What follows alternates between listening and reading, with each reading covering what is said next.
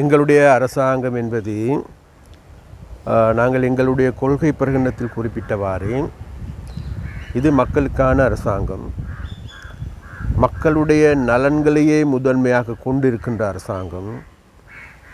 அதிலும் விசேடமாக கடந்த 76 ஆண்டுகளாக இந்த நாட்டை பீடிக்கப்பட்டிருந்த இனவாத மதவாதத்துக்கு எதிரான அரசாங்கம், இன ஐக்கியத்தை, மக்களிடையே தேசிய ஒற்றுமையை, அதே போன்று மத நல்லிணக்கத்தை கட்டியெழுப்புகின்ற அரசாங்கம். அப்போ எங்களுடைய அரசாங்கத்தால் விசேடமாக வடக்கை நோக்கி எந்த விதமான, அதாவது சிங்கள குடியேற்றங்களையும் தமிழ் மக்களுடைய வாழ்வுரிமையை மாற்றுகின்ற, அவர்களுடைய நில உரிமையை மாற்றுகின்ற, அவர்களுடைய அடையாளங்களை அளிக்கின்ற, அவர்களுடைய தனித்துவத்தை சீர்குலைக்கின்ற நடவடிக்கைகளை எடுக்காது என்பதை இந்த இடத்தில் நாங்கள் உறுதியாக தமிழ் மக்களுக்கு நாங்கள் உறுதியளிக்கின்றோம். அதே போன்று எங்களுக்கு எல்லோருக்குமே தெரியும், இப்பொழுது எல்லோருடையும் கூடுதலாக பூதகரமான பிரச்சனையாக காட்டுவதற்கு முனைகின்ற பிரச்சனை தான் வேறு எதுவுமல்ல, இந்த கிவுல்ஓயா திட்டம். அப்போ இந்த கிவுல்ஓயா திட்டம் என்பது இன்று நேற்று கொண்டு வரப்பட்ட ஒன்றல்ல. 1956 ஆண்டு, 1972 ஆண்டு, பிறகு 77 ஆண்டு, பிறகு சந்திரிகாவுடைய அரசாங்கத்தின் கீழ், பிறகு அதன் பிறகு ரணில் விக்ரமசிங்காவுடைய அரசாங்கத்தின் கீழ், ராஜபக்சாக்கள், கோட்டாபயாக்கள், கடந்த காலங்கள் மைத்ரிசிறி ரணில் அரசாங்கத்தின் கீழும் கூட இது கொண்டு வரப்பட்டு நடைமுறைப்படுத்துவதற்கு ஏதுவான சூழல்கள் ஏற்படுத்தப்பட்டிருக்கு. அன்றைய காலகட்டங்களில் இது ஒட்டுமொத்தமாக எங்களுக்கு எல்லோருக்குமே தெரியும், அதாவது சிங்கள குடியேற்றங்களை முதன்மையாக கொண்டே இந்த திட்டம் வகுக்கப்பட்டது. அது மாத்திரமல்ல, கடந்த காலங்களில் வன்னி பிரதேசத்தில் விசேடமாக வவுனியா மாவட்டத்தின் கூட அவ்வாறான கிராமங்கள் உருவாகி இருக்கின்றன. அது எந்த விதமான மாற்றமும் கிடையாது. ஆனால் நாங்கள் இந்த திட்டத்தை கொண்டு வருவது வேறு எதற்காகவும் இல்லை.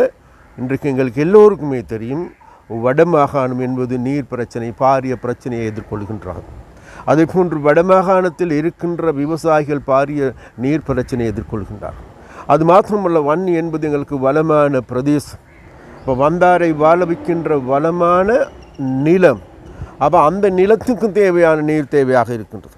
அப்போ அந்த தேவையை அனைத்தையும் கருத்தில் கொண்டு, அதே போன்று இதில் சிங்கள பிரதேசங்களுக்கு தண்ணீர் வருமாக இருந்தால் அந்த பிரதேசத்தையும் கருத்தில் கொண்டு, அங்கு வாழ்கின்றவரும் மக்கள்.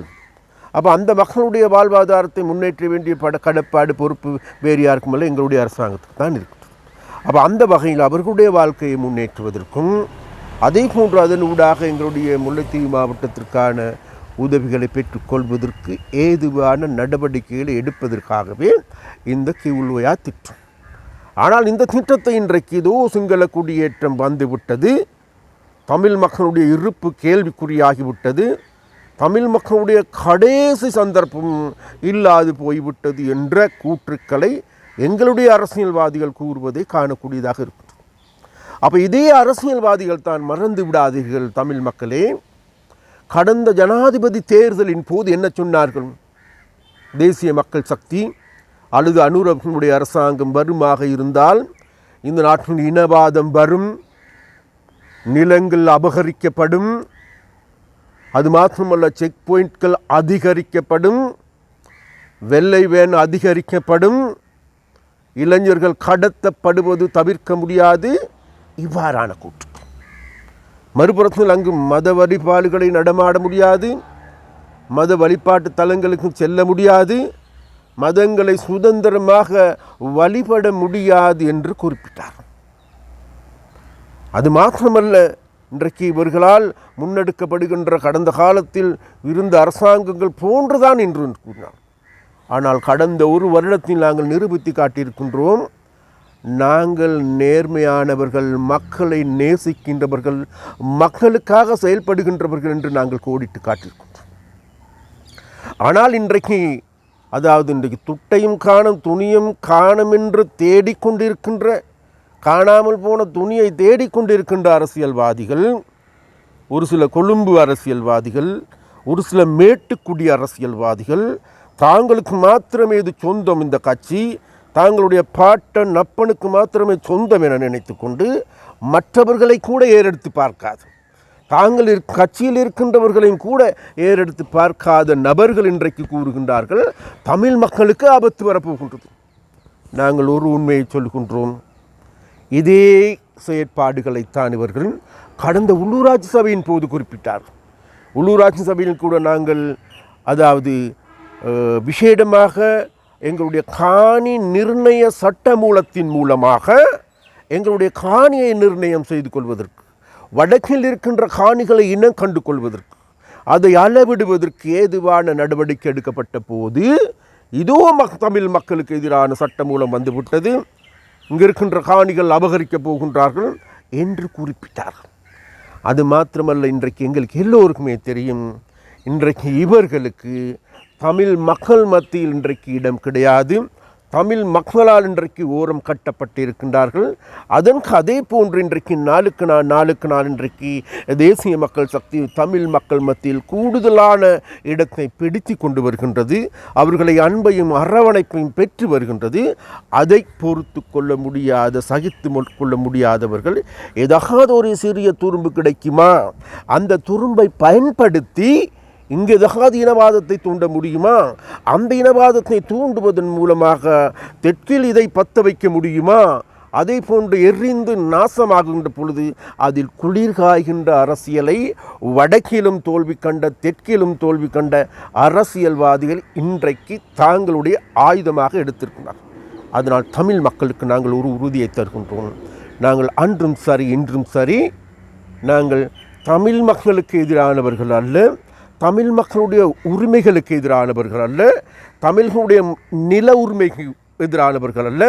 எங்களுடைய ஜனாதிபதியின் வார்த்தையால் கூறுவதென்றால், தமிழ் மக்களுடைய பிரதேசங்களை தமிழ் மக்களுடைய அபிமானம், தமிழ் மக்களுடைய மரபுரிமைகள் அடங்கிய பிரதேசமாக மாற்ற வேண்டும் என்பதே எங்களுடைய தேவை.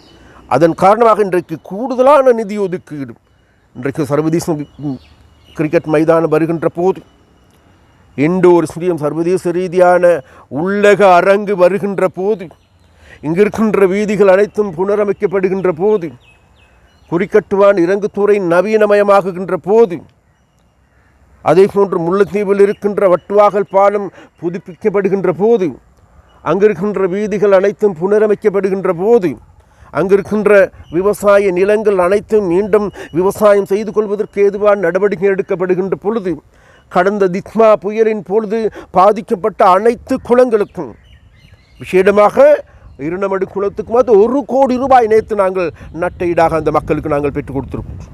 அதாவது மீண்டும் இவர்களுடைய வாழ்க்கை கட்டியெழுப்புவது.